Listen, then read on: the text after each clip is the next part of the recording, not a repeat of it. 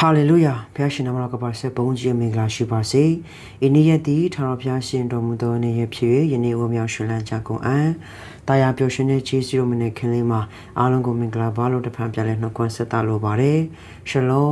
ံလူသားအားလုံးကြံစည်မမိနိုင်သောဘုရားသခင်၏ဝမ်းမြောက်ခြင်းညီတဲ့ခြင်းပျော်ရွှင်ခြင်းကောင်းခြင်းမင်္ဂလာဖြာသည်တင်းနဲ့ကျွန်ုပ်မိသားစုပေါ်မှာတည်ရောက်ပါစေဘုရားသခင်ရဲ့ကျေးဇူးတော်တက်ကြောင်း6ရက်နေ့6လ2026သို့ရောက်ရှိလိုက်ဖြစ်ပါတယ်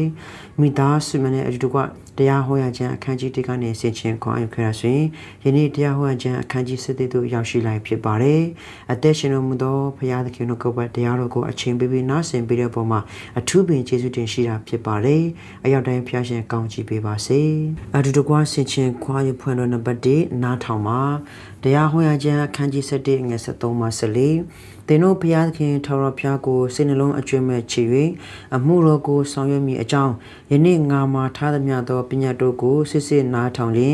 ်သင်တို့သည်စပါးစပြည့်ရည်စီတို့ကိုစုသိမ်းစေခြင်းကအရင်မိုးနောက်မိုးတီးဟုသောသင်တို့ပြည်နယ်ဆိုင်သောမိုးရေကိုငါပေးမည်ဘုရားသခင်ကဣတိလလူမျိုးတွေကိုပြောထားတယ်လေဆိုရင်သင်တို့ဟာငါမှာထားတဲ့ပညာစကားကိုစစ်စစ်နားထောင်ပြီးတော့သင်၏ဘုရားခင်ကိုစိတ်လုံးအကျွမ်းမဲ့ချစ်ုံတာမကပဲအမှုတော်ကိုဆောင်ရွက်မယ်ဘုရားစကားကိုနာခံလိုက်ရှောက်အသက်ရှင်မယ်ဆိုရင်သင်တို့ရဲ့စပါးသင်တို့ရဲ့စပြည့်သင်တို့ရဲ့စီပွားရေးတွေကိုငါကောင်းချီးပေးမယ်အရင်မိုးနောက်မိုးတီးဟူသောသင်တို့ပြည်နယ်ဆိုင်သောမိုးရေကိုလည်းငါပေးမယ်ဒီနေ့ဖြစ်ငါကောင်းချီးပေးမယ်သင်တို့ကိုဝါစွာငါကျွေးမယ်သင်တို့ရဲ့တိရစ္ဆာန်များဖို့လွန်ပြမှာမြစ်ကိုလည်းငါပေါက်စေမယ်လို့ပြောပါတယ်ဘုရားစကားကိုနာခံမယ်နားထောင်မယ်ဆိုရင်ကောင်းချီးမင်္ဂလာခံစားမယ်ဆိုတဲ့အကြောင်းကိုဘုရားခင်ကအလေးထားပြီးဖော်ပြပါတယ်ယနေ့ငါမှာထားသမျှသောပညာတို့ကိုစစ်စစ်နားထောင်လင်းလို့ပြောပါတယ်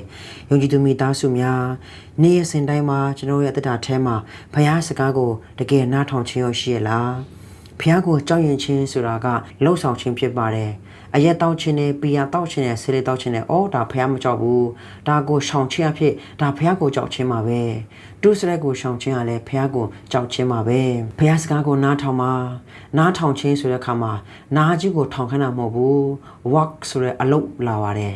နားထောင်ခြင်းရဲ့နောက်မှာအလုံးလုံးချင်းကလိုက်လာတယ်။ဘာသာကနားထောင်တယ်ပြောပြီးဘာမှမလုပ်ဘူးဆိုရင်အဲ့ဒါနားထောင်တယ်လို့မခေါ်ဘူး။ငါသားရေခတ်ပေးပါအောင်ဆိုရင်ဟုတ်ကဲ့အဲ့ဒါကိုနားထောင်တယ်လို့မခေါ်ဘူး။ဟုတ်ကဲ့ဆိုပြီးဟုတ်ကဲ့ရဲ့နောက်မှာလိုက်လျှောက်ခြင်းလှုပ်ဆောင်ခြင်းအလုပ်ကပါလာတယ်။ဒီနေ့အသက်ရှင်တဲ့ဘုရားခင်ကငါလူမျိုးတို့ငါစကားကိုနားထောင်ပါလို့ပြောတဲ့အခါမှာလှုပ်ဆောင်ခြင်းလိုတယ်။ဘုရားစကားကိုနားထောင်ရင်အသက်ရှင်မယ်ဆိုရင်တင်းရဲ့စီးပွားရေးတင်းရဲ့တရိษံနေစားဖို့တောက်ဖို့မြစ်ပင်နဲ့ဆန်ကပေါက်စီမယ်တင်းကကောင်းချီးပေးမယ်ပြောတဲ့ဖျားဖြစ်ပါတယ်ဘုရားစကားကိုနားထောင်ရင်အသက်ရှင်ကြရအောင်နားလည်တဲ့ဖို့တဲ့ဝန်တော်ဖျားမစားပါစေနံပါတ်2တွင်တင်မှာ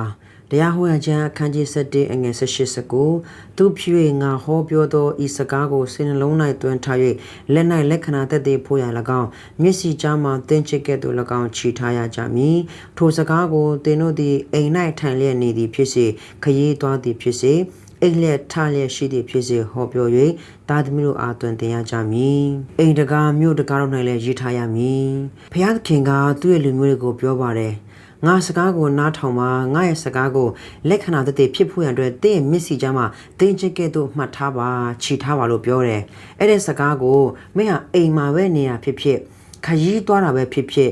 အိတ်လက်ထလက်ရှိသည်ဖြစ်စေဟောပြောရမယ်။သားသမီးတွေကိုတွင်တင်ရမယ်။အိမ်တကားမြို့တကားမှာရေးထားရမယ်။တင်းရဲ့အိမ်ကိုဝင်တဲ့အခါမှာတကပောက်ကနေဘာတွေရေးတယ်လဲ။ဘုရားနှုတ်ကပတ်တော်ကိုရေးထားပါ။နှလုံးသားထဲမှာမျက်စိမှာတင်းချစ်ကဲ့သို့ဆွဲစေပါ။ဒီຢာတွေကိုသားသမီးတွေကိုတွင်တင်မှာဘာကိုတွင်တင်ရမလဲ။တရားဟောခြင်းအခန်းကြီး6ငယ်9မှာတင်းဖျားခင်ထော်ပြကိုစိတ်လုံးအကျွမ်းမဲ့အစွမ်းရှိသမျှနဲ့ချစ်လို့ယနေ့ငါမှာထားသောစကားကိုနှလုံးသွင်းရမယ်အားပေးခြင်းနဲ့တာသမီးတွေကိုဘုရားကိုချစ်တတ်အောင်ဘုရားသခင်ကိုအားကိုးတတ်အောင်ဘုရားသခင်ကိုခိုလုံတတ်အောင်ဘုရားသခင်မနစ်တဲ့ရာကိုရှောင်ရှားဖို့လည်းကျွန်တော်တင်ပေးရအောင်တာသမီးတွေကိုကြိုးစားရတဲ့တင်မှာအရှင်ရှိသည်ဖြစ်စေမရှိသည်ဖြစ်စေကြိုးစားရတဲ့တင်ရအောင်ဖျားရှင်ကောင်းချီးပေးပါစေ။တင်ကဖျားသခင်စကားကိုနားထောင်ပြီးနာခံလိုက်ရှောက်အသက်ရှင်မယ်ဆိုရင်တင်ရဲ့သားသမီးရဲ့တက်တာပြီးတော့မှနေပြီးတော့ကောင်းစားမယ်အသက်တာရှင်မယ်ကောင်းချီးမင်္ဂလာခံစားမှာဖြစ်ပါတယ်။ဘုရားစကားကိုနားထောင်ရအောင်ဘုရားစကားနားထောင်လို့နောင်တရရဲဆိုတာမရှိဘူး။ဘုရားစကားကိုနားထောင်လိုက်လို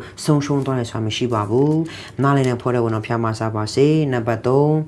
ကောင်းကြီးပေးခြင်းနဲ့ကျင့်ချင်းတရားဟောအကျမ်းခန်းကြီး7ပိုင်းငယ်26ယနေ့ကောင်းကြီးပေးခြင်းနဲ့ကျင့်ချင်းဒီဟုသောဤနှစ်ပါးကိုသင်တို့ရှိမှငါထား၏ခရစ်တော်နဲ့မိသားစုများတမန်ကျမ်းစာတော်အလုံးကိုဖတ်ကြည့်မယ်ဆိုရင်ငါစကားကိုနားထောင်တဲ့သူနဲ့နားမထောင်တဲ့သူနှစ်မျိုးပဲရှိတယ်ငါစကားကိုနားထောင်မယ်ဆိုရင်မြို့မှာပဲနေတောမှာပဲနေကောင်းကြီးမင်္ဂလာခံစားရမယ်ငါစကားကိုနားမထောင်ဘူးဆိုရင်မြို့မှာပဲနေတောမှာပဲနေဘယ်မှာပဲရောက်ဖခင်စကားကိုနားမထောင်တဲ့အတွက်ရောက်လျက်မှာအမင်္ဂလာနဲ့ခံစားမှာဖြစ်ပါတယ်ဒီနေ့ကောင်းကြီးပေးခြင်းနဲ့ချစ်ချင်းတည်ဟူသောဤနှစ်ပါးကိုသင်တို့ရှိမှငါထားတယ်ဤနှစ်ပါးဆိုပါလေကျမ်းစာဖြစ်တယ်ဒီကျမ်းစာကိုဖတ်ပါ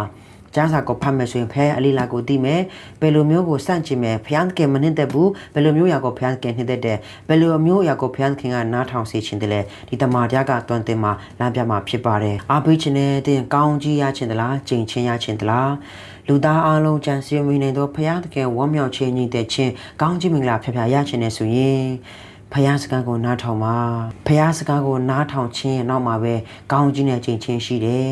ငါစကားကိုနားထောင်တော်သူမူကလုံခြုံစွာနေ၍ပေးကိုမချောက်ပဲငြိမ်ဝဲလိမ့်မယ်လို့တုတ်တန်တဲ့33ကလည်းအတည်တင်းလာတယ်ဒါကြောင့်အားပေးခြင်းနဲ့နေ့စဉ်တိုင်းမှာဖယားစကားကိုနားထောင်ရင်အသက်ရှင်ရအောင်နေ့စဉ်တိုင်းမှာကောင်းကြီးပေးခြင်းနဲ့ကျင့်ချင်းဆိုတဲ့ဖယားသခင်ရဲ့အလေးလားဖယားသခင်ရဲ့နှုတ်ကပတ်တော်ကောင်းကြီးပေးခြင်းနဲ့ကျင့်ချင်းဆိုတဲ့လောကမှာအသက်ရှင်တဲ့ခါမှာအမြဲတမ်းရင်ဆိုင်ကြုံတွေ့နေရတယ်မလို့ချင်းလဲအဲ့ဒါကောင်းကြီးပေးခြင်းနဲ့ကျင့်ချင်းကအမြဲတွင်တင်းနေတယ်အမြဲတမ်းရင်ဆိုင်ကြုံတွေ့ဖြတ်တန်းနေမှာဖြစ်တယ်ကြုံလာတဲ့ခါမှာလဲကောင်းကြီးပေးခြင်းနဲ့ကျင့်ချင်းကောင်းကြီးပေးခြင်းနဲ့ကျင့်ချင်းကိုကြုံလာရတဲ့အခါမှာလဲကောင်းကြီးပေးခြင်းကိုပဲတွားရအောင်ကောင်းကြီးပေးခြင်းကိုပဲရွေးချယ်ရအောင်ကျင့်ချင်းကိုမလုပ်ပါနဲ့ရှင်းရှင်းဖြစ်စီပါရှင်းရှင်းဖယ်ရှားပါဘုရားစကားကိုနားထောင်ရင်အသက်ရှင်ရအောင်ဂတိတော်ကိုဆွဲလိုက်ရင်အသက်ရှင်ရအောင်ဘုရားသခင်ရဲ့ကောင်းကြီးကိုရရှိခြင်းနဲ့ဆိုရင်ဘုရားစကားကိုနားထောင်ရင်အသက်ရှင်ကြပါစို့လို့ယနေ့တရားဟောရခြင်းအခန်းကြီး7အဖြစ်မိသားစုများကိုအနေငယ်နှုတ်ဆက်တဲ့ခွင့်အပေးလိုက်ပါတယ်ကြားချာနာရှိတော်သူမိတိကကြပါစေအရောက်တိုင်းဘုရားရှင်ကောင်းကြီးပေးပါစေအာမင်